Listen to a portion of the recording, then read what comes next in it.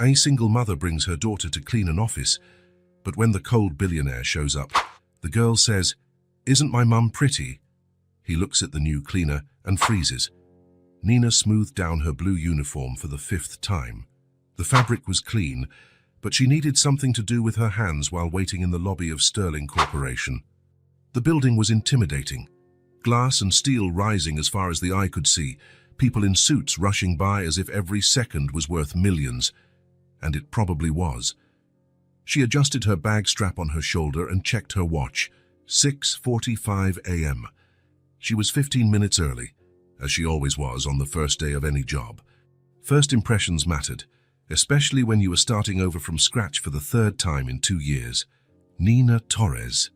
The supervisor's voice brought her back to reality. "Yes, that's me. I'm Margaret, from the cleaning crew. You're on the morning shift, right?" "That's right." Nina adjusted her bag strap on her shoulder. "There's a small issue. My daughter, I couldn't find a sitter for today. Just for today, I promise." Margaret glanced to the side, where Josie sat quietly, swinging her legs from a chair that was too tall for her. The 4-year-old girl wore a simple yellow dress and clutched a worn teddy bear. Her brown hair was tied back with a colorful hair tie that had seen better days. "How old?" "4. She's quiet. She won't bother anyone." Margaret sighed, looking around the luxurious lobby. "Look, Nina, this isn't protocol, but it's your first day, and I understand how hard it is. Just for today, okay? And she stays with you at all times." "Thank you." The relief in Nina's voice was evident. "Thank you so much." Nina knew she was asking for a huge favor. But the neighbor who usually watched Josie had a family emergency, and daycare didn't open until 8. She couldn't lose this job before it even started. It paid 40% more than her previous one. As they took the elevator to the 23rd floor, Josie pressed her nose against the glass. "Mommy, are we flying?" "Almost, sweetie." The people downstairs looked like ants. Nina smiled for the first time since waking up at 5 a.m. Josie had that power to turn any situation into an adventure. It was one of the few good things left from the difficult past few years. The elevator ascended smoothly, passing the floors. Nina counted mentally. 10th floor, 15th, 20th. The higher up, the more important the people who worked there were. And she was going to clean the offices on the 23rd floor, where the big shots were. The floor was empty when they arrived. Thick carpet, glass walls, well-tended plants. Margaret explained the routine. Start with the meeting rooms, then the individual offices, and finally the restrooms. Nothing too different from what Nina had done elsewhere. People usually arrive after 8. You have about 2 peaceful hours. The CEO sometimes comes in early, but rarely before 7:30. Nina nodded, mentally organizing her work. 2 hours was enough time if she stayed focused. "Any questions? Call me at extension 2847. And remember, the little one stays with you at all times." Margaret left, leaving mother and daughter alone in the silent hallway. Nina took a deep breath. Another fresh start. Another chance to build something stable for the two of them. "Can I help, Mummy?" "No, sweetie. You just sit there quietly and draw, okay?" Nina took out a notepad and some colored pencils from her bag. "Draw something pretty for me." Josie took the supplies and sat on the floor, leaning against the wall. "I'm going to draw a princess." "Perfect." Nina opened the cleaning cart and began organizing the supplies. Everything was there. Vacuum cleaner, rags, cleaning products, trash bags. She knew the routine by heart. First empty the trash, then clean surfaces, finally vacuum. She worked in silence while Josie concentrated on her drawing. Nina strived to do everything perfectly. She couldn't give any reason for complaint on her first day. This job paid better than her previous ones, and she needed it to work. The first meeting room was small, for about 6 people. Glass table, ergonomic chairs, a whiteboard on the wall. Nina worked methodically, wiped the table, arranged the chairs, vacuumed the carpet. 15 minutes and it was done. "Mommy, look." Josie showed the paper. "The princess is wearing a crown. It's beautiful, sweetie." The second meeting room was also quick. Josie remained quiet in her corner, occasionally asking questions about the colors of her pencils or showing her drawings' progress. "Josie, come here, let's go to the next room.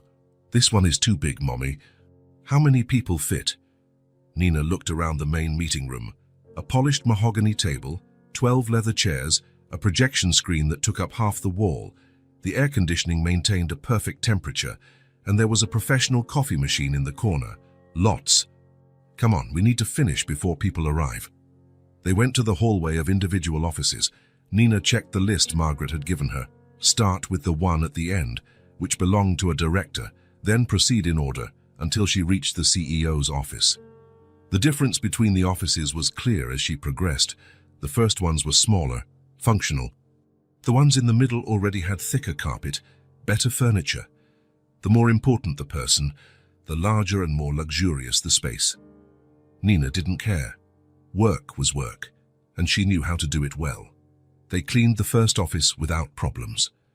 Josie settled near the window with her drawings, fascinated by the city view below. "Mommy, there's a park down there." "Is there? How cool." The second office had family photos on the desk, 3 blonde children smiling at the camera. Nina cleaned around them carefully, trying not to disturb anything personal. In the third office, Josie continued quietly with her drawings, occasionally showing the princess's progress. "Mommy, look. Now she's wearing a blue dress." "It's beautiful, sweetie."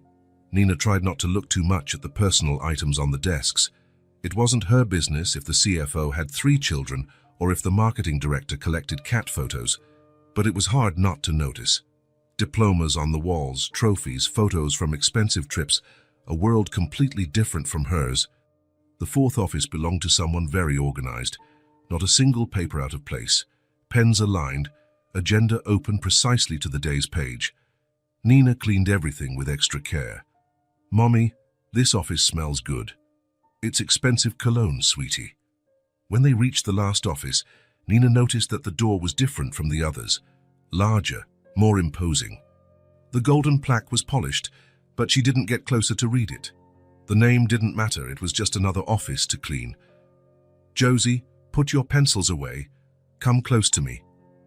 The girl obeyed quickly, gathering her drawings.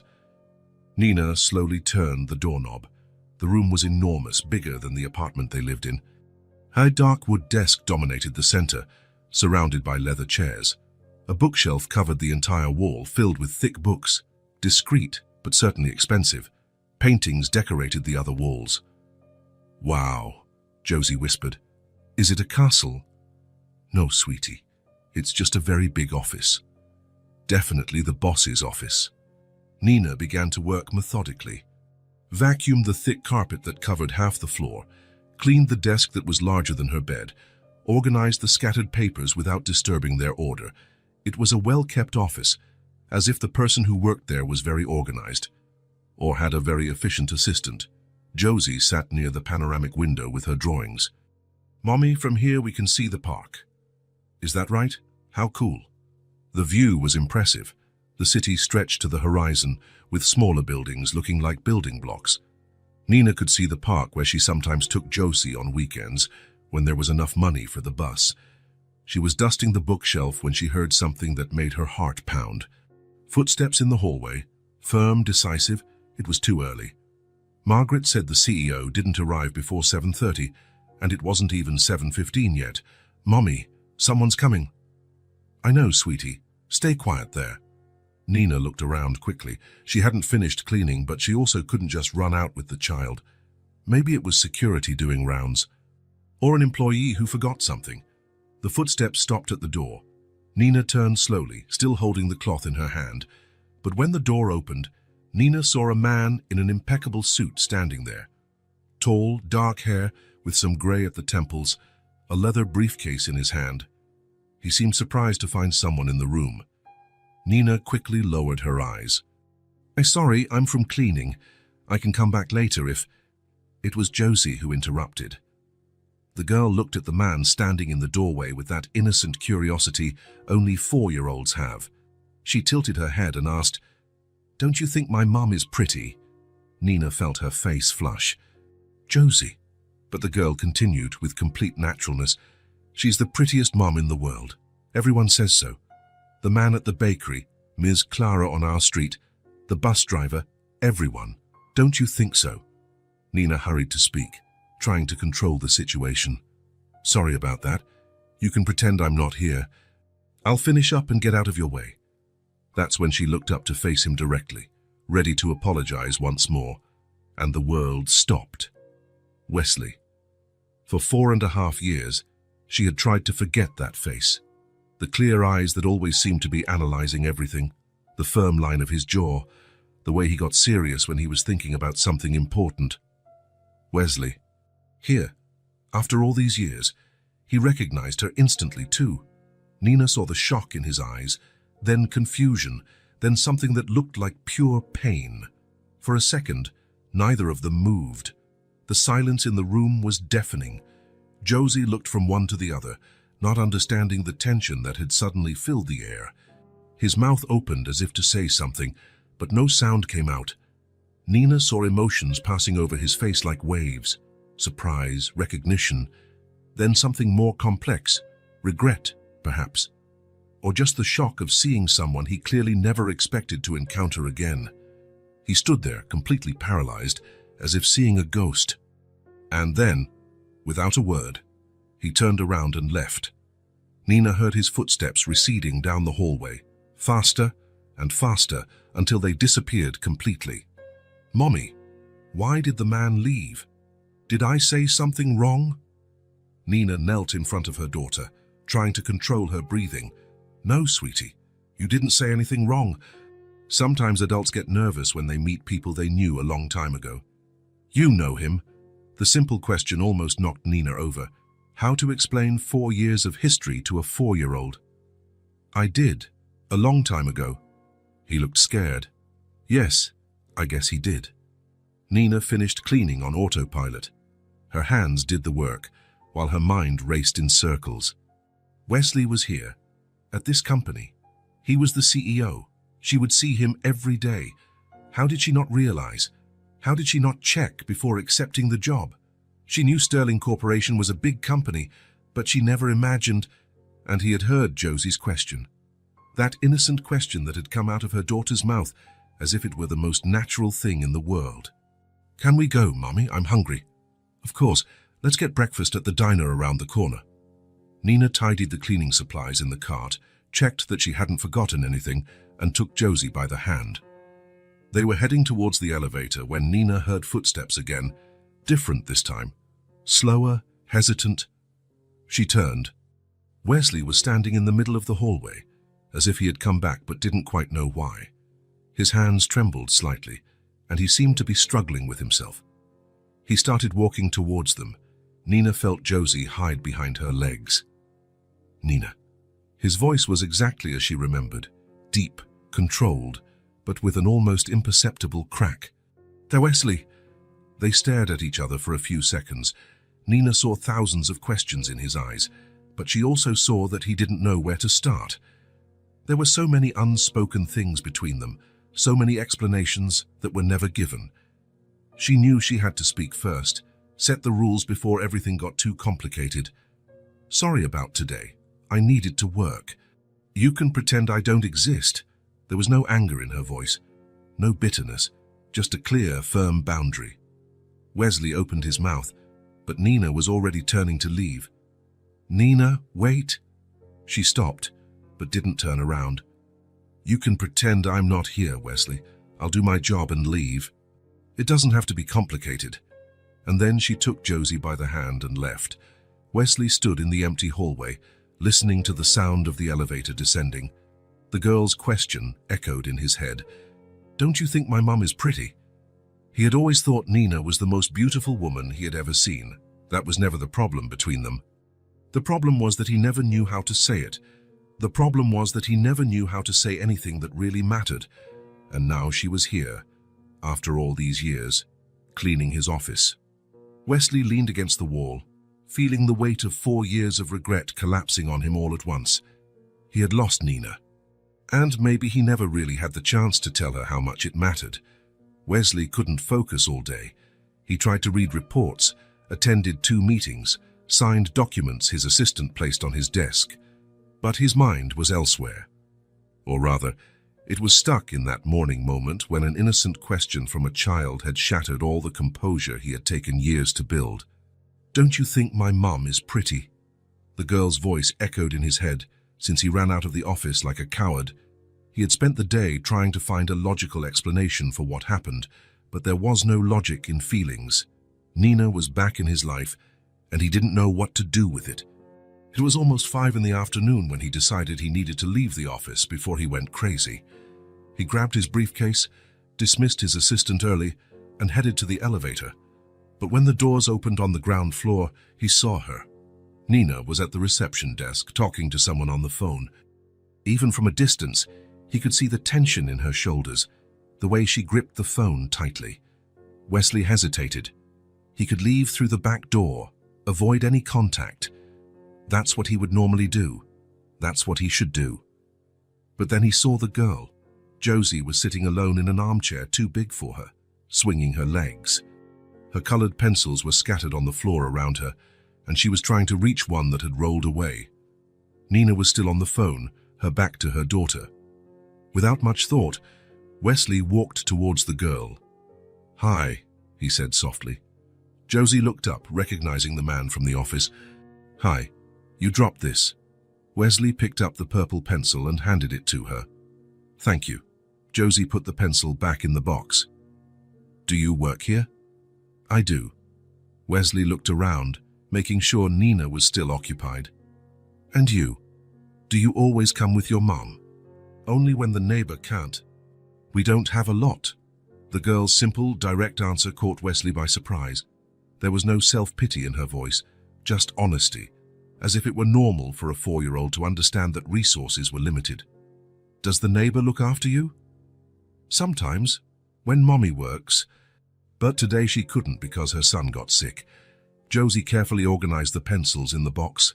"Mommy said it's just for today. The neighbor will be back tomorrow." Wesley sat in the armchair beside her. It was strange to be talking to a child.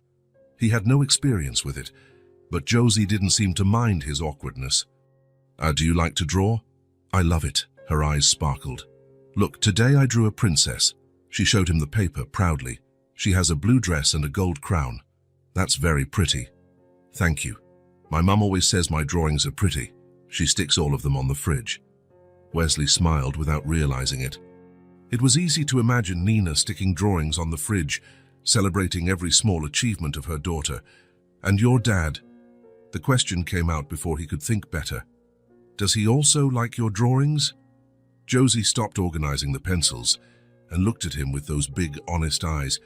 "I've never met him. She says he left before he knew I existed." Wesley felt as if someone had sucked all the air out of his lungs. The girl's words echoed in his head, each syllable laden with a sadness she didn't even fully understand. "Before he knew I existed." What kind of man did that? What kind of man left and abandoned a woman like Nina alone? "Are you okay?" Josie tilted her head, concerned. "You look pale." Wesley tried to speak, but his throat was constricted. The naturalness with which the girl spoke about her father's absence shook him, as if it were normal to grow up without knowing half of who you were. Yes, I'm fine. My mom gets sad sometimes when I talk about my dad. But I don't get sad because I never met him." Josie organized the pencils in the box. "And I have Mommy. She's enough." The maturity in the words of a 4-year-old was disturbing. Wesley wondered how many conversations she had witnessed, how many times she had seen Nina trying to be both mother and father. "Your mum? Is she a good mum?" "The best." Josie's eyes lit up. "She does different voices when she reads stories to me, and when I get sick, she stays up all night taking care of me, and she always saves the last spoonful of ice cream for me, even when she wants it." Wesley smiled without realizing it. It was easy to imagine Nina doing all of that. She had always been generous, always put others first. "And do you help her?" "I try. I put away my toys, I don't make a mess, and when she gets tired from work, I give her foot massages." Josie said proudly. "She says I'm the best massage therapist in the world." "I'm sure you are." But before he could continue the conversation, Nina appeared beside them. "Josie, what are you doing? I told you to stay quiet." I was talking to the man.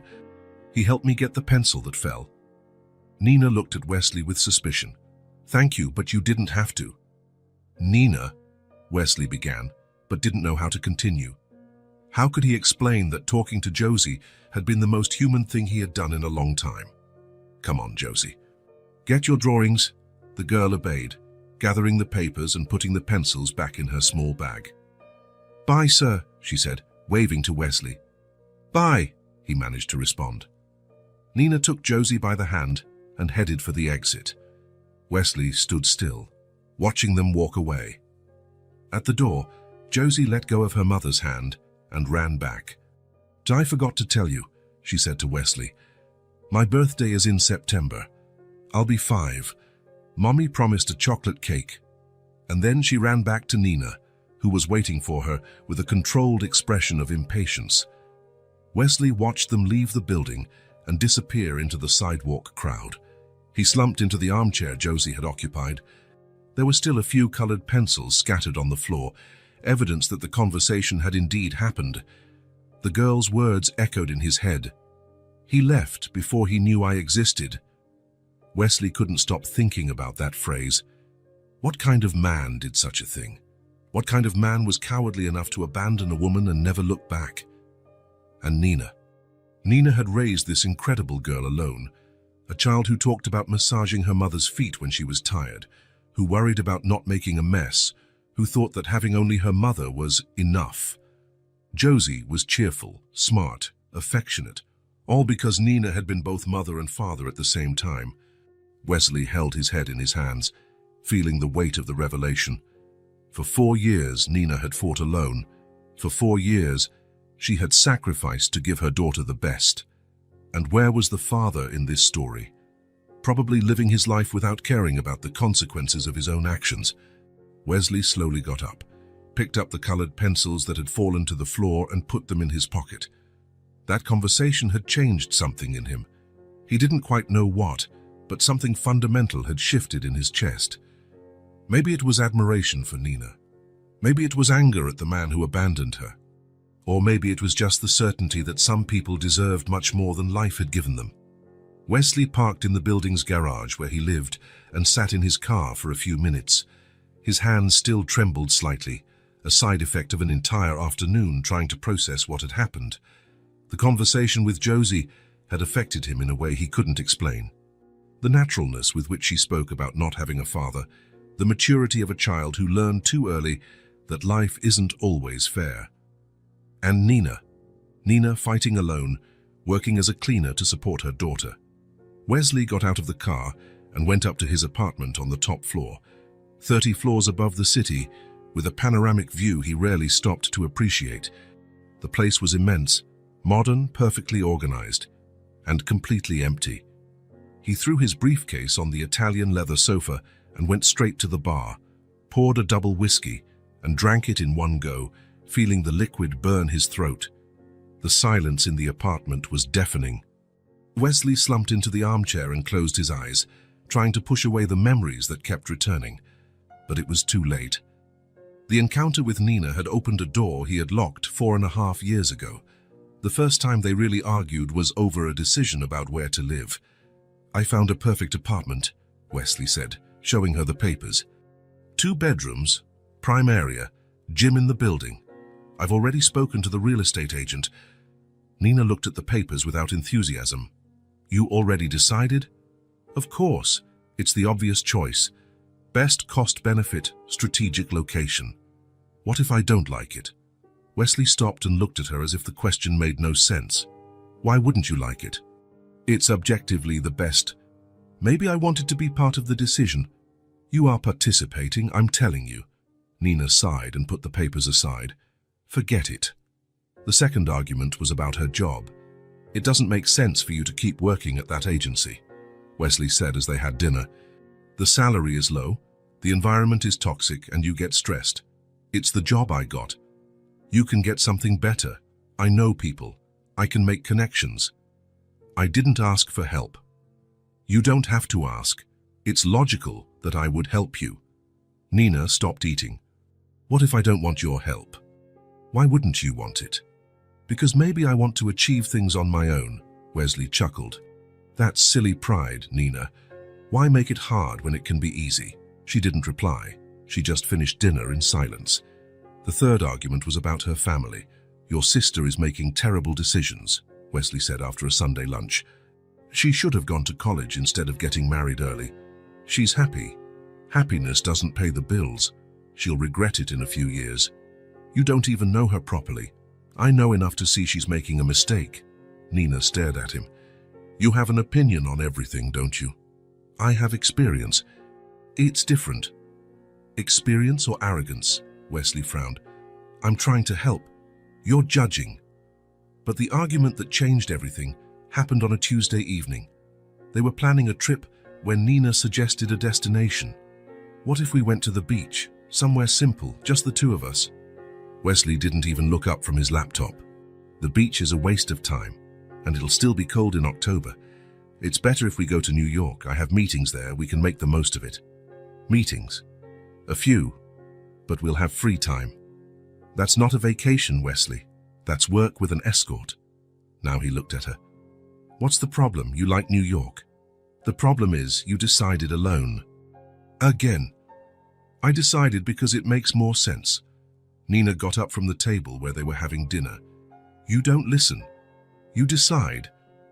Because I'm logical. You make me feel small. The words came out low, but they hit him like a punch. Wesley stopped what he was doing and finally paid attention. What did you say? You make me feel small, Wesley. Like my opinions don't matter. Like I'm a child who needs to be guided. Mum, that's not true. When was the last time you asked what I wanted? Really? Not just to say you'd already decided. Wesley opened his mouth to answer, but couldn't think of a single example. I don't do that. You do it all the time. And the worst part is, you don't even realize it. Nina, you're exaggerating. Am I? She laughed without humor. You chose where we were going to live, suggested where I should work, have an opinion about my family, about my friends, about my clothes. You run our lives as if I were an employee. I just want the best for you. You want what you think is best. It's not the same thing. Wesley got up too, frustrated. I don't understand what the problem is. We work well together. I take care of you. I don't want to be taken care of like a pet, Wesley. I want to be respected as a person. I respect you. You love me. It's not the same thing. The argument continued for another hour. Circles and more circles of arguments that led nowhere. Wesley trying to explain that his decisions were logical, Nina trying to explain that logic wasn't everything. In the end, she grabbed her bag and left. I need to think, was the last thing she said. Wesley thought she would come back the next day or the next week, but days passed, and nothing. After a week, he went to her apartment. Wesley opened his eyes, back in the present, but the memories kept coming, one after another. The door to Nina's apartment was unlocked. He entered calling her name, but he already knew something was wrong. The silence was different, not the silence of someone who wasn't home, but the silence of an abandoned place. The apartment was empty, not just empty of people, but empty of life. The furniture was still there, it belonged to the landlord, but all of Nina's personal belongings were gone. Clothes, books, photos, even the plant she cared for on the kitchen window. Wesley walked through the rooms in a state of shock. He opened cabinets, drawers, looking for some sign that she would return, but there was nothing. On the refrigerator, a note stuck with a magnet. Apartment returned as per contract. No outstanding issues. Nina. That was it. No explanation. No forwarding address. Not a word for him. Wesley stayed in the empty apartment for hours, trying to understand what had happened. How could someone just disappear like that? How had she managed to move without him knowing? Then he remembered. Nina never shared her plans before executing them. She only communicated once everything was decided. Ironic. She did exactly what she always accused him of doing. He tried to look for her, called her sister, who said she knew nothing. Went to her old job, but Nina had quit the week before. Tried to track down mutual friends, but found they had few. Their social life revolved around his circle. After a few frustrated attempts, pride took over. If she wanted to leave, That was her problem. He wasn't going to beg, but the question always remained, why? Wesley got up from the armchair and poured another whiskey. Now, 4.5 years later, he finally understood. She left because he never listened. She left because he made her feel small. She left because he decided everything alone and called it love. And worst of all, she was right. Wesley always thought that taking care of someone meant solving that person's problems. Choosing the best apartment, getting the best job, making the best decisions. Efficiency was love, in his head. But Nina didn't want efficiency. She wanted partnership, and he never understood the difference. Wesley spent the whole night awake, reliving every argument, every unilateral decision, every time he had ignored her opinion in the name of logic. When the sun rose, he was sitting on the balcony, watching the city wake up. And for the first time in years, Wesley could clearly see his own flaws. He had lost Nina because he didn't know how to love her the way she needed to be loved. But there was something else bothering him, something that Josie's words had planted in his head, and that now grew like a poisoned seed. I've never met him. She says he left before he knew I existed. Wesley got up and went to his home office. He picked up a pen and paper and started doing calculations. Josie was going to be 5 in September. That meant she was born in September 4 years ago. He and Nina broke up in January, 4.5 years ago. 9 months. Exactly 9 months. Wesley dropped the pen, his hands trembling. The last time he and Nina were together was the night before their final argument. They had made love and then argued about the trip. She left in the early hours saying she needed to think, and she never came back because she was pregnant, and he never knew. She could be my daughter, and I never knew. The thought hit him like a ton of bricks. Josie, the 4-year-old girl who drew princesses and thought her mother was the most beautiful person in the world. The girl who never met her father, because her father never knew she existed. Wesley leaned against the wall, feeling his legs give way. Everything made sense now. Why Nina disappeared so suddenly. Why she never explained. Why she chose to raise her daughter alone. She knew what he was like. She knew he would try to control everything, decide everything, plan their lives without consulting anyone. She preferred to flee rather than give him the chance to ruin her daughter's life too. And the most painful part was that she was right. If Wesley had known about the pregnancy 4 years ago, with the mindset he had at the time, he probably would have done exactly what Nina feared. He would have taken control, decided where they would live, how the child would be raised, what school she would attend. He would have turned Nina's motherhood into a list of tasks to be executed. But now he had found them by chance. Nina cleaning his office to survive, Josie drawing princesses on the lobby floor. We don't have a lot. The girl's honest words echoed in his head. His daughter growing up with nothing while he had everything. The doubt turned into a heavy weight in his chest. Wesley spent the rest of the morning pacing the apartment, trying to process the revelation. Every expensive piece of furniture, every work of art, every symbol of success now seemed like an accusation. He had everything, and they had nothing, because he never knew they existed. And when Wesley finally managed to stop pacing in circles, it was already noon. And he knew his life had just changed forever. He had a daughter, and for 4 years, he had been an absent father without even knowing it. Wesley woke up at 5 in the morning with the feeling that he hadn't slept for even 2 minutes. The last 3 days had been a whirlwind of urgent meetings, decisions that couldn't wait, and crises that appeared out of nowhere. And amidst all that, the discovery about Josie, his daughter. The word still sounded strange in his head, but it was there, constantly pounding. Between one meeting and another, he found himself thinking about her, about the conversation they had, about the way she spoke of never having met her father, about how Nina had raised her alone all these years. Wesley showered, dressed, and went to the office before 6 in the morning. Perhaps if he could bury himself in work, he could stop thinking for a few hours. It didn't work. The first meeting was with the board of directors. 3 hours of tense discussions about the acquisition of a rival company. Wesley participated on autopilot, giving the right answers, making the necessary decisions, but his mind was elsewhere. Wesley, The chairman of the board's voice brought him back. "Do you agree with the proposal?" Wesley blinked, realizing he had missed the last 5 minutes of the discussion. "Yes, I agree." He didn't even know what he was agreeing to. The second meeting was worse. Crisis at the Chicago branch, employees threatening to strike, clients canceling contracts. Wesley tried to focus, but the words seemed to come from far away. "We don't have a lot." Josie's voice echoed in his head. His daughter, talking about not having much in life, while he sat in a meeting room that cost more than most people earned in a year. "Mr. Grant?" The regional manager was looking at him, waiting for an answer. "Sorry, can you repeat that?" More concerned glances. Wesley never asked anyone to repeat anything. He was always 3 steps ahead of everyone. Lunch was cancelled because the Chicago crisis worsened. Wesley stayed in the office, trying to resolve everything by phone and video conference. 5 continuous hours talking to lawyers, unions, managers. When he finally finished, it was already 7 in the evening, and he felt as if he had run a marathon. But he couldn't stop.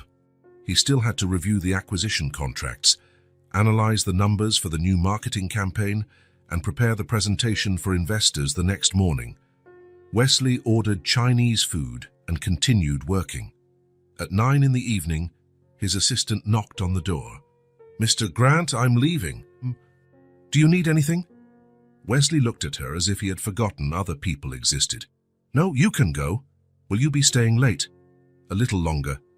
A little longer turned into midnight, then 1 in the morning, then 2. Wesley finally stopped when he realized he had read the same line of the contract 5 times without understanding anything. His head was throbbing, his eyes burned, and he felt as if he had cotton in his brain. He gathered the papers, shut down his computer, and picked up his briefcase. Time to go home. The building was empty when he left his office. Not even the security guards were visible, probably doing rounds on other floors. The hallway was silent, illuminated only by emergency lights. Wesley called the elevator and stepped inside, pressing the ground floor button. The doors closed with a soft hum, and he leaned against the back wall, closing his eyes for a second. That's when it happened. Suddenly, the elevator walls seemed to close around him. The air grew heavy, difficult to breathe. Wesley felt his chest tighten, as if someone had put a strap around his lungs and was pulling tighter and tighter. He tried to take a deep breath, but the air wouldn't reach where it should. "Calm down," he thought. "It's just exhaustion." But the sensation worsened. His heart raced, beating so loudly he could hear the sound in his ears. His hands started to tremble, and cold sweat ran down his back. The elevator descended slowly, or maybe it was stopped. He couldn't tell. Everything was a bit blurry, a bit distant. Wesley gripped the handrail, trying to focus on something concrete. The cold metal of the rail, the floor numbers on the panel, anything to bring him back to reality. But it was getting worse. Breathing was increasingly difficult. He dropped his briefcase, which hit the floor with a dull thud. His legs buckled, and he slid down the wall until he was sitting on the elevator floor. "What's happening to me?" Wesley tried to loosen his tie, but his hands trembled so much he could barely grasp the fabric. His head was spinning, and he was sure he would pass out at any moment. That's when the elevator stopped. The doors opened with a deafening creak. Wesley expected to see the ground floor, the empty lobby, maybe a security guard. Instead, he saw Nina. She was standing in front of the elevator, holding her cleaning cart. She was still in her blue uniform, her hair in a simple ponytail. She had come to get something she forgot, or perhaps to work overtime. When she saw him sitting on the elevator floor, trembling and gasping, her expression changed completely. "Wesley?" She dropped everything and stepped into the elevator, pressing the button to hold the doors open. "What happened?" He tried to answer, but couldn't form words. His chest rose and fell rapidly, as if he had run for miles. Nina knelt beside him without hesitation. "Look at me," she said, her voice calm but firm. "Wesley, look at me." He raised his eyes and met hers, brown, concerned, but without panic. "Breathe," Nina said softly. "Slowly." "With me?" She took a deep breath, exaggerating the movement so he could see. Wesley tried to copy, but it was still difficult. "Again," she said, "don't force it. Just let it happen. Nina placed a hand on his arm, a light but firm touch. You don't have to pretend to be strong all the time. The words hit him in an unexpected way. No one had ever told him that. No one had ever given him permission to be weak. Wesley felt something break in his chest, not physically, but something emotional he had held tightly for too many years. And then he let go. Let his shoulders relax. Let his breathing become irregular. Let Nina take care of him. There, she said softly. It's okay. They stayed like that for a few minutes. Nina sitting on the dirty elevator floor, holding his arm, speaking softly to calm him. Wesley trying to remember how to breathe normally. Gradually, the world came back into focus. His heart slowed its rhythm. Air returned to his lungs. Better? Nina asked. Wesley nodded, still a bit dizzy. Sorry. I don't know what... No need to apologize. He looked at her, really looked. Nina was different. Older, of course, but there was something more. A firmness that hadn't been there before. A confidence he didn't remember seeing. You shouldn't be here so late, he said, his voice still weak. Neither should you. Wesley chuckled without humor. I always stay late. I know you always did. The past hung between them like a heavy cloud. They hadn't talked about what happened 4 years ago. Not really. Nina, Wesley began but stopped. Where to start? How to apologize for 4 years of regret? You what? I'm sorry. The words came out simple, direct, without elaboration, without justifications. Nina studied him for a few seconds. For what?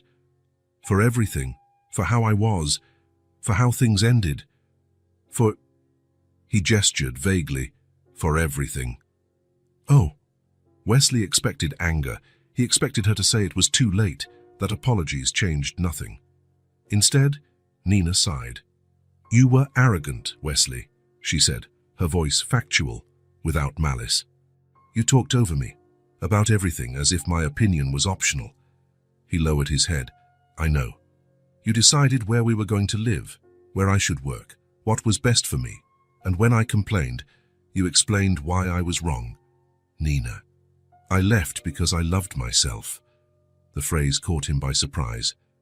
Wesley looked up at her. What? I left because I loved myself, Nina repeated. Because I knew if I stayed, I'd end up becoming a shadow. I'd accept that you were always right, that my voice didn't matter, and I didn't want to be that person. Wesley felt the weight of her words. There was no accusation in Nina's voice, just a painful statement of fact. Do you still think I'm like that? He asked. Nina tilted her head, considering the question. No, you're different. How do you know? Because you just had a panic attack in an elevator and let me take care of you. The Wesley from 4 years ago would never have done that. She was right. The Wesley from 4 years ago would have stood up, straightened his suit and pretended nothing had happened. But you're learning now what you ignored for years, Nina continued. What is it? That you're human, that everyone is.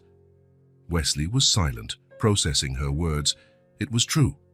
He had spent so much time trying to be perfect, trying to control everything, that he forgot that fragility wasn't a flaw. It was just part of being human. How can you, he asked, take care of me after everything that happened? Nina gave a small, sad smile. Because I knew you when you weren't like this. Before you decided you had to be indestructible, I don't remember being different. I do. They sat on the elevator floor for a few more minutes, in silence. It wasn't an uncomfortable silence. It was the silence of two people who had said important things and needed time to absorb them. Finally, Nina stood up. Can you stand? Wesley tested his legs. He was still a bit dizzy, but he could stand. I think so. She helped him up, picked up his briefcase from the floor, and pressed the ground floor button. Will you be okay driving? She asked as the elevator descended. I will. Are you sure? Wesley looked at her, surprised by the genuine concern in her voice. I am. The doors opened on the ground floor. Nina exited first, Wesley behind her. Nina, he said when they reached the lobby. What? Thank you, she nodded. You're welcome. Wesley headed towards the garage, but stopped at the door and turned around. Nina. You said you knew me when I wasn't like this. What was I like? Nina stood still for a moment, as if deciding whether to answer. You were kind, she finally said, and funny. And you were afraid of some things, like everyone else. You didn't pretend you knew everything. And what changed? You achieved success, and you decided that success meant never being wrong. Wesley absorbed her words. It was a simple observation, but it explained a lot. Good night, Wesley, Nina said. Good night. He watched her pick up the cleaning cart and head to the service elevators. She probably still had work to do. Wesley went to his car, drove home in silence, and went up to his apartment. But this time, the silence wasn't deafening. This time, it seemed something had changed. For the first time in years, someone had taken care of him. Someone had seen him vulnerable and hadn't turned their back.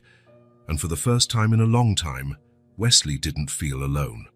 Wesley arrived at the office the next morning with a strange feeling. The conversation with Nina had affected him in a way he couldn't explain.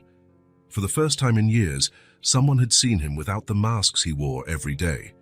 And that made him question other things. Instead of going straight to his office, as he always did, Wesley decided to walk around the floors. When was the last time he had done that? When was the last time he really paid attention to the people who worked for him? He started on the 15th floor, where the finance department was located. Wesley exited the elevator and walked down the hallway. He had no specific reason to be there, just curiosity. He wanted to see how things worked when he wasn't around.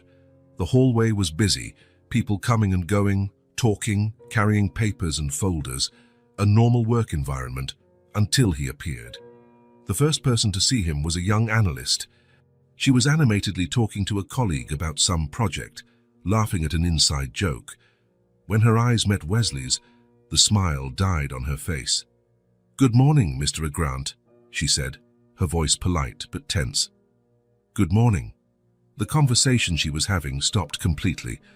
The colleague next to her also became serious, as if they had been caught doing something wrong. Wesley continued walking. Further ahead, a group of 3 employees was gathered near the water cooler, talking quietly. When they saw Wesley approaching, the group immediately dispersed.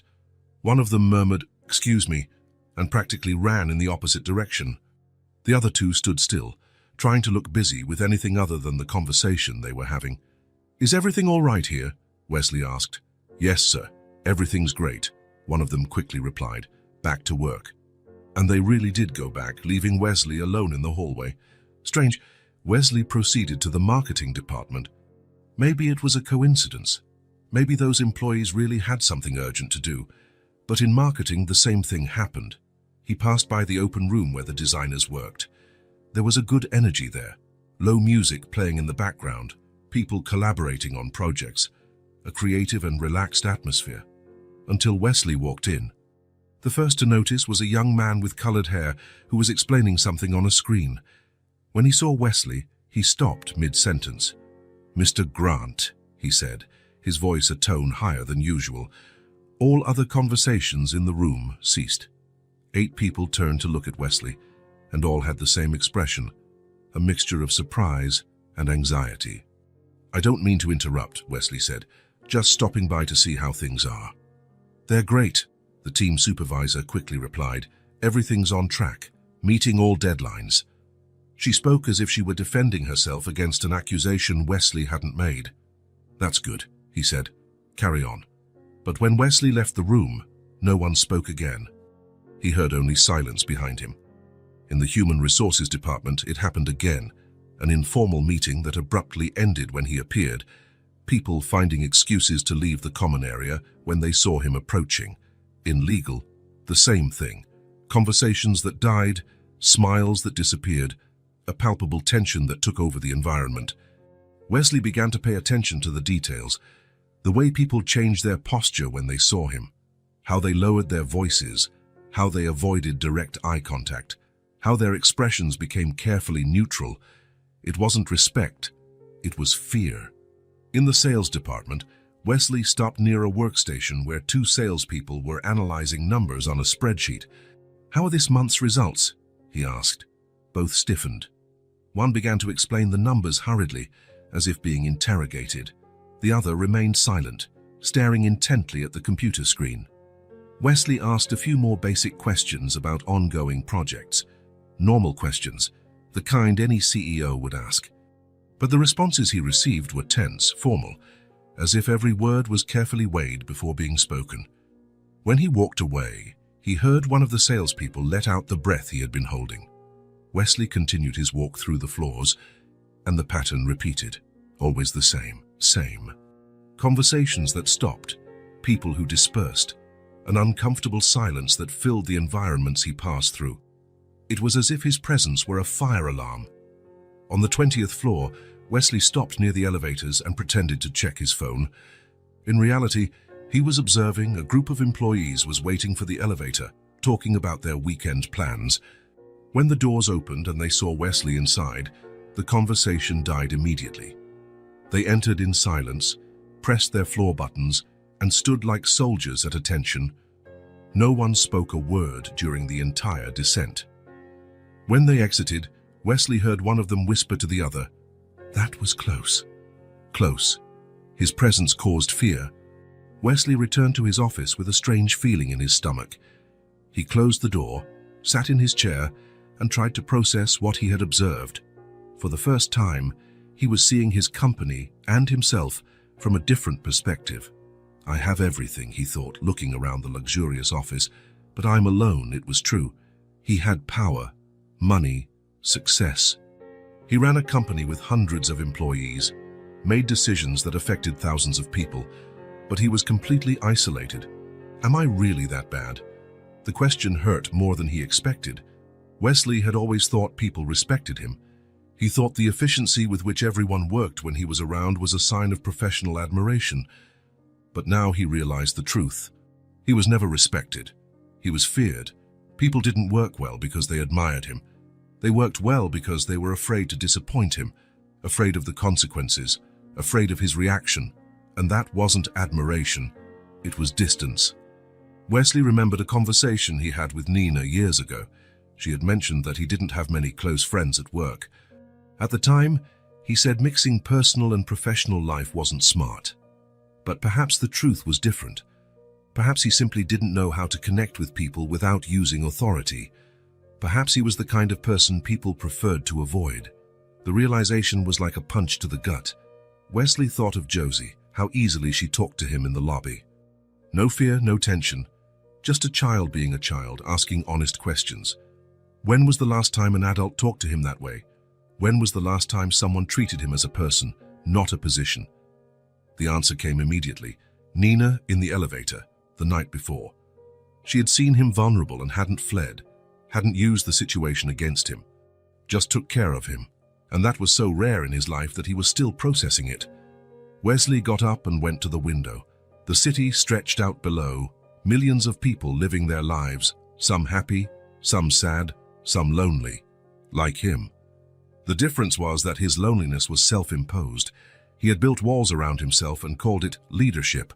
He had confused fear with respect, isolation with authority. And now, at 34, he was beginning to understand the price he had paid. He had everything, and he had nothing. Wesley stood at the window for a long time, watching the city and reflecting on the choices that had led him there. For the first time in his life, he questioned whether success was truly worth it when you had no one to share it with. Wesley spent the entire morning rehearsing the conversation in his head, every word, every possible reaction, every scenario that could happen. But no matter how much he tried to prepare, he couldn't control the nervousness growing in his chest. 3 days had passed since the epiphany in the company hallways. 3 days since he understood that he had confused fear with respect his entire life. And 3 days since the certainty about Josie had crystallized in his mind. She was his daughter. It was no longer a suspicion or a possibility. It was a certainty that pulsed within him like a second heart. Wesley checked his watch for the 10th time in 5 minutes. Almost noon. Nina usually took her lunch break around this time. He had observed her routine in the past few days, trying to find the right moment for the conversation. He got up from his desk, smoothed his suit, and left the office. Nina was in the hallway on the 22nd floor, meticulously cleaning the windows. She always did everything carefully, Wesley had noticed. Never rushed, never poorly done. "Nina," he said, approaching. She turned, a little surprised to see him there. "Wesley, has something happened? Can I talk to you? Privately?" Nina hesitated for a second. Since their conversation in the elevator, they had politely greeted each other when they met, but nothing more. She seemed to be maintaining the distance that had always existed between them. "About what?" "It's important." Nina looked around, making sure no one else was nearby. "Okay. In my office." She nodded and put the cleaning supplies back in the cart. They went up one floor in silence. Wesley tried to organize his thoughts, decide where to begin. There were so many things he wanted to say, so many questions he needed to ask. When they arrived at the office, Wesley closed the door and gestured to one of the chairs in front of his desk. "Do you want to sit down?" Nina sat down, but stayed on the edge of the chair as if ready to leave at any moment. Her hands were clasped in her lap, and she watched him with that careful expression he knew well. Wesley sat behind the desk, then thought better of it and got up again.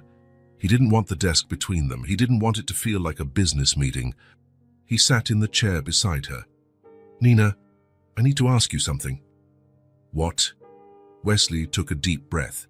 He had rehearsed this question 1,000 times, but now that the moment arrived, the words seemed enormous in his mouth. "Is Josie my daughter?" The silence that followed lasted only a few seconds, but it felt like an eternity. Nina didn't seem surprised by the question. In fact, she seemed to have been expecting it. She studied him for a moment, as if deciding something important. Then, with a serenity Wesley hadn't expected, she said, "Yes." One word. Simple, direct, final, and it changed everything. Wesley felt the ground move beneath his feet. Even knowing it was true, even being sure hearing the confirmation was like being punched. "Yes," he repeated, more to himself than to her. "Yes," Nina confirmed again. Wesley remained silent for a minute, trying to absorb the reality.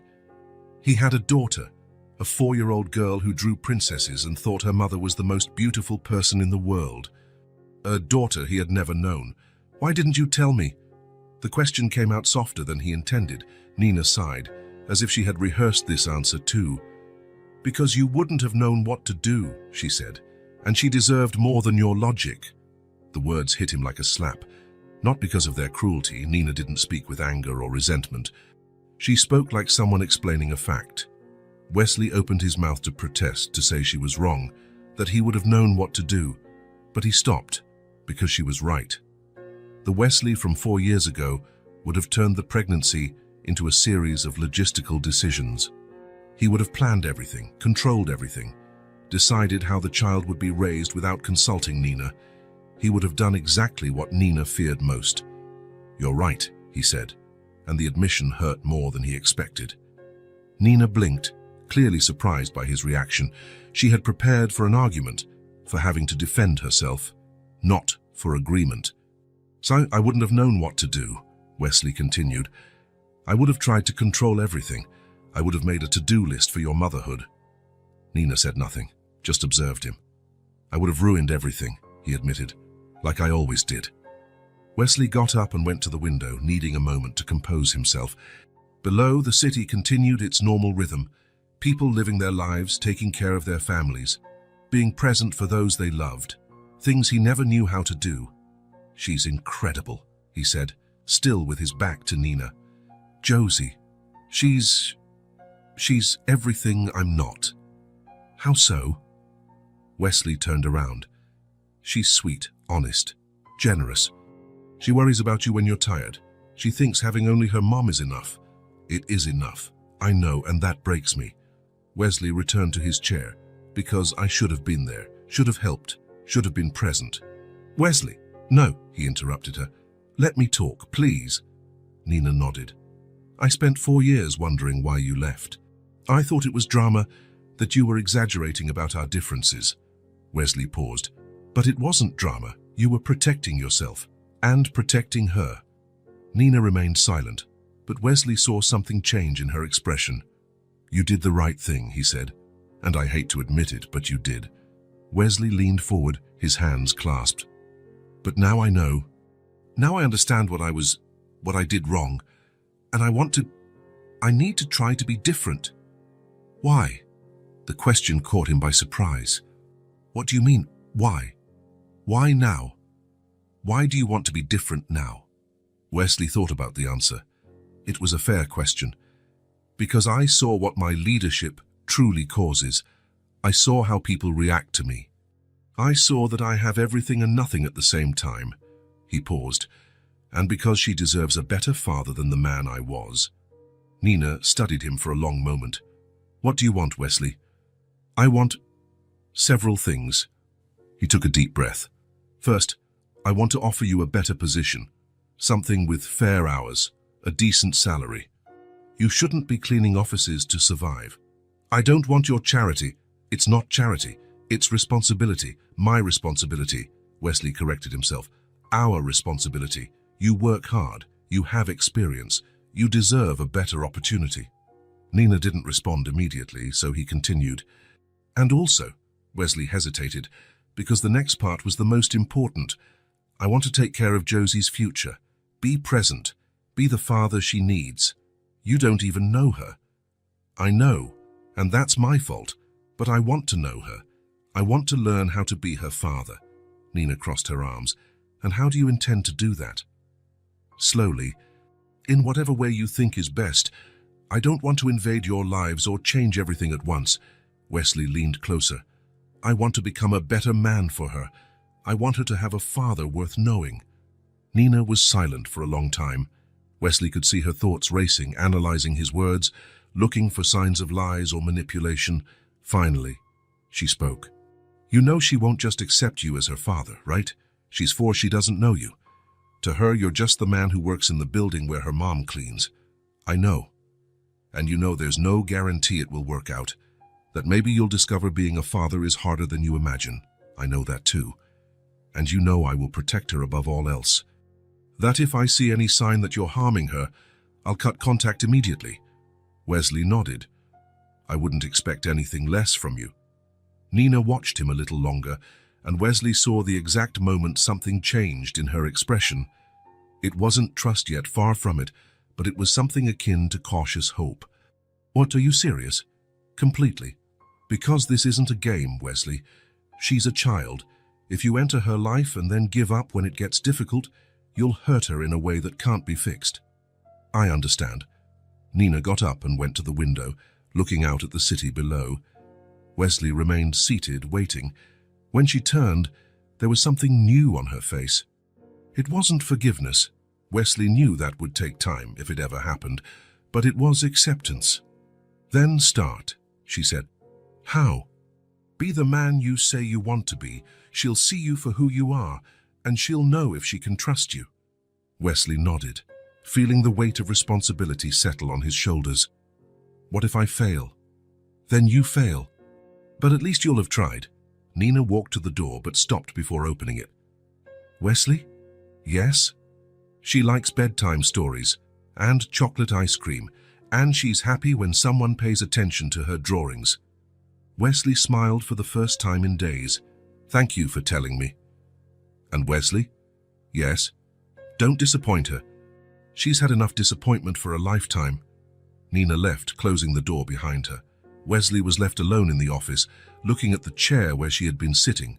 He had a daughter, and for the first time in his life, he had something truly worth fighting for. Nina spent the entire week thinking about how to have this conversation.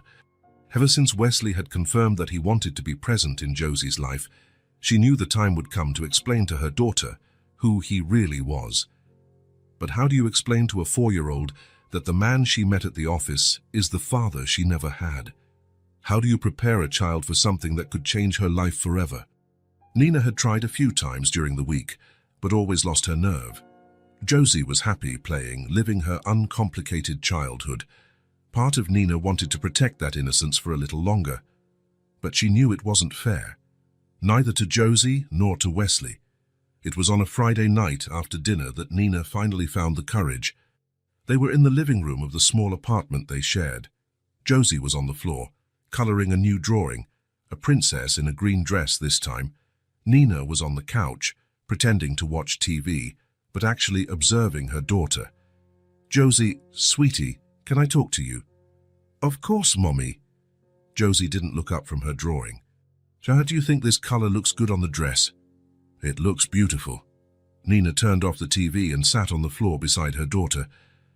"But I want to talk about something important." Now Josie paid attention.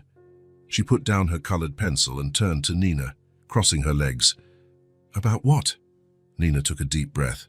She had rehearsed this conversation in her head, but now that the time came, the words seemed inadequate. "Remember Wesley, the man who works in the building where I clean? The one who asked if you were pretty?" Nina smiled despite her nervousness. "That's the one. I remember, he looked sad." The observation caught Nina by surprise. Josie had always been perceptive for her age, but sometimes she forgot how well she read people. "Why did you think he was sad?" Josie thought for a moment, with that seriousness that sometimes took hold of her. He smiled, but his eyes didn't smile with him, and he stood there for a long time watching us leave. Nina felt her heart clench. It was exactly what she had seen on Wesley's face that day, a deep sadness he tried to hide. "Josie, I need to tell you something about Wesley." "Is he sick?" "No, sweetie, he's not sick." Nina took her daughter's hands in hers. "Remember you always ask about your dad?" Josie nodded. It was a question that came up now and then, especially when she saw other children with their fathers. "And I always told you your dad left before he knew you existed." "Uh-huh." Nina swallowed hard. "Well, I found out that Wesley is your dad." Josie stared at her for a few seconds, unblinking. "Wesley?" "Yes." "The Wesley who works in the building?" "Yes." Josie let go of Nina's hands and fell silent. Nina could almost see her daughter's thoughts organizing, trying to process the information. "He's my dad?" Josie finally asked. "Yes." "But you said my dad left." Nina sighed. How to explain the complexity of the situation to a child? "He didn't know you existed, sweetie. When I found out you were in my belly, I didn't tell him." "Why?" The innocent question was like a stab. How could she explain that she was afraid Wesley would try to control their lives, that she preferred to raise her daughter alone rather than give him the chance to ruin everything? Because sometimes adults make bad decisions when they're confused, Nina said, choosing her words carefully. "And I was confused at the time." Josie absorbed this in silence. Nina waited, giving her time to process. "He knows now?" Josie asked. "He does."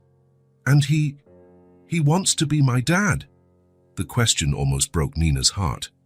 There was so much cautious hope in Josie's voice, as if she were protecting herself from potential disappointment. "He does. Yes, very much." Josie was silent for a long time. Nina watched her, seeing the emotions pass across her daughter's little face. Confusion, hope, fear, curiosity. "Can I get to know him better?" Josie finally asked. "Of course, sweetie. If you want to." "I do." Nina smiled, feeling an enormous relief. "Then I'll call him. How about you two meet tomorrow?" "Where?" "At the park." "You like the park?" Josie nodded, then went back to picking up her colored pencil. But Nina noticed she wasn't really coloring, just holding the pencil, lost in thought. "Josie, are you okay?" The girl looked up. "Say it, Mommy. If he's my dad, why didn't he seem to know me at the office?" Another question that cut deep. Nina pulled Josie onto her lap. "Because he really didn't know you, sweetie. He only found out you were his daughter later." "How did he find out?" "He did the math, about when you were born." Josie became thoughtful. "And now he wants to know me." "He does. Very much." "What if I don't like him?" Nina kissed the top of her daughter's head. "Then you don't have to spend time with him. You just do what you want to do." "What if he doesn't like me?" The question broke Nina's heart. "That's impossible, Josie. Impossible." "How do you know?" "Because you're impossible not to like. And because I saw how he looked at you that day. He already likes you." Josie snuggled closer into Nina's lap. "Will he live with us?" "No, he has his house. We have ours. But if you two get along, he can visit us sometimes. Or you can go out together, like other dads do." like other dads do. They stayed like that for a while, Josie processing the news, Nina trying not to let her own anxieties show. "Mommy." "What, sweetie? Do you think he likes drawing?" Nina smiled. "There's only one way to find out." The next day, Nina took Josie to the park at 2 in the afternoon. It was a small but well-maintained park, with some playgrounds and plenty of space to run. Josie had always liked it there. Wesley was already waiting when they arrived. He was sitting on a bench, wearing jeans and a simple shirt, a very different version of the suited executive Josie knew. When he saw them approaching, he stood up. Nina could see the nervousness in his posture, the way he ran a hand through his hair. "Hi," he said as they approached. "Hi," Nina replied. "Josie, remember Wesley?" Josie was half hidden behind Nina, but she waved shyly. "Hi, Josie," Wesley said, bending down to her height. "Thank you for agreeing to meet me." The girl came out from behind Nina, but still kept her distance. "Hi," Nina looked between the two. "How about I let you two talk for a bit? I'll be over there on that bench, okay?" Josie looked at her with a bit of panic. "Are you leaving?" "No, sweetie, I'll be right there. You can see me the whole time." Wesley also seemed nervous about being alone with Josie, but he nodded. Nina moved away to a nearby bench, but from where she could see and hear everything. Wesley sat on the grass, cross-legged. Josie hesitated, then sat in front of him, but maintaining a safe distance. "So," Wesley began, clearly not knowing how to talk to a child. "Your mum told me you like to draw." Josie's eyes lit up a little. "I do. What do you like to draw?" "Princesses and castles and sometimes unicorns. Unicorns must be hard to draw." "A little bit, but I'm getting better," Wesley smiled. "I'm sure you are. Your mum always says you're very talented." Josie glanced towards Nina, then back at Wesley. "She told me about you." "She did. That you're my dad." Wesley swallowed hard. Hearing it from her mouth was different from knowing it in the abstract. "Yes, I am." "You didn't know I existed?" The brutal honesty of the question caught Wesley off guard. "No, I didn't know. And now you know." "Now I know." Josie was silent for a few moments, studying his face. "Why didn't you know?" Wesley thought about the answer. How to explain the complexity of the situation to a child without blaming Nina. "Because sometimes adults get confused and make bad decisions," he said, echoing the words Nina had used. "And when you were born, your mom and I were confused. But now you're not confused anymore." "No. Now we understand things better." Josie nodded, as if that made sense to her. "Do you want to be my dad?" she asked. The simple question almost knocked Wesley over. "Very much. More than anything in the world." "Why?" Wesley thought about the answer. Because you seem like an amazing person, and because I lost a lot of time without knowing you. And because I want to learn how to be your dad." "You don't know how to be a dad." "No, I've never been a dad before. You'll have to teach me." Josie smiled for the first time since they arrived. "I can teach you." "What kinds of things would you like to teach me?" "Well," Josie became thoughtful, "dads need to know about drawings, and about stories, and about ice cream. Is ice cream very important?" "Very, especially chocolate." Wesley laughed. "I'll remember that." They talked for a few more minutes about simple things. Josie told him about her favorite drawings, about the neighbor who sometimes watched her, about how she helped her mom at home. Wesley listened to every word as if it were the most fascinating thing in the world. "Wesley," Josie said after a while. "Yes? Can I call you Daddy?" Wesley felt as if the air had been sucked out of his lungs. The question was so simple, so innocent, but it carried the weight of everything he had lost and everything he could gain. He choked, trying to find the words. You want to call me Daddy?" "If you don't mind." Wesley knelt on the grass, getting down to her height. "I would mind if you didn't want to." Josie smiled, a small but genuine smile. And then, without warning, she threw herself into his arms. It was the most genuine hug Wesley had ever received in his life. Small arms around his neck, the smell of children's shampoo, the warm, solid weight of his daughter, nestling against him with complete trust. Wesley held her as if she were made of crystal, and at the same time, as if he would never let her go. And then, for the first time in decades, he cried. They weren't tears of sadness or frustration. They were tears of pure gratitude, of relief, of a happiness so intense it couldn't be contained in his chest. He cried for all the moments he missed, for the first steps he didn't see, for the first words he didn't hear, for 4 years of drawings that weren't stuck on his fridge. He cried for the incredible child Nina had raised alone, for the strength she had, for the difficult choices she made, for protecting Josie when he wasn't there to protect her. And he cried out of gratitude for being here now, for having a second chance, for Josie opening her heart to him even when she had no reason to trust. "Daddy," Josie said, pulling back a little to look at him. "Say us, why are you crying?" Wesley wiped his eyes with the back of his hand, smiling through his tears. "Because I'm very happy," he said. "Very, very happy. Happy because I called you Daddy. Happy because I finally met you, and because you're even more incredible than I imagined." Josie smiled and hugged him again. "Think I'm happy too." From the bench where she sat, Nina watched the scene with tears in her own eyes. She had made the right decision by giving Wesley this chance. She could see in the way he held Josie, in the way he looked at her, that something fundamental had changed in him. This wasn't the man she had left 4 years ago. This was someone who had learned the value of what truly mattered. "Daddy," Josie said, still in Wesley's arms. "Yes." "Do you want to see my drawings? More than anything. And do you want to have ice cream with me?" "Of course." "And do you want to meet my teddy bear?" "It would be an honor." Josie laughed, a pure and happy sound that filled the park. "And then come on," she said, taking his hand. "Let's go home. I have so much to show you." Wesley stood up, still holding his daughter's small hand, and looked towards Nina. She approached, and the three walked together towards the park exit. They weren't a traditional family, perhaps they never would be, but they were something new, something being built with care and honesty, and for the first time in his life, Wesley understood what it meant to be whole. 3 months later, Wesley adjusted his tie and checked his watch. 2 in the afternoon, still had time to get to school before the meeting started. 4 months ago, school meetings didn't even exist in his world. Now he was cancelling work commitments to discuss Josie's progress in preschool. "Mr. Grant," his assistant appeared at the door. "Are you going to the school meeting?"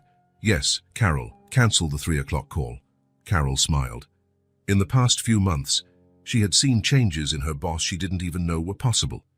He smiled more, said please, and thank you, and sometimes even asked how her weekend had been.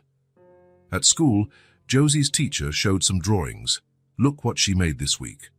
Wesley carefully took the drawings. One was of a family, a woman, a man, and a child holding hands. In the corner of the paper, "Me, Mommy, and Daddy" was written in crooked capital letters. He felt his throat tighten. In 3 months, he had gone from a stranger to someone important enough to appear in her drawings. After the meeting, he went to pick up Josie from the classroom. "Daddy!" She ran to him, and Wesley knelt down to receive the daily hug that had become the best part of his days. "Hi, Princess. How was your day?"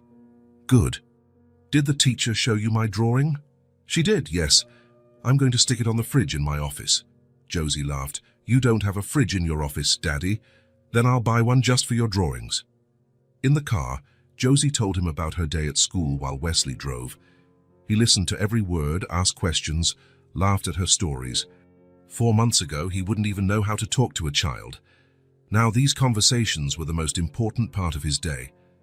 When they arrived at the apartment, Nina was in the kitchen preparing dinner. "How was the meeting?" she asked. "She's doing really well, and look what she made." Wesley showed her the family drawing. Nina took the paper and smiled. "It's beautiful, sweetie." During dinner, Wesley watched the two of them talking, laughing, sharing their day.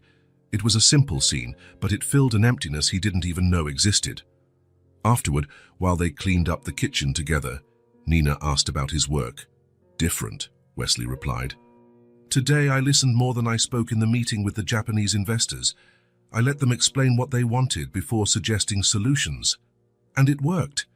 It worked better than I expected. They approved the project right away."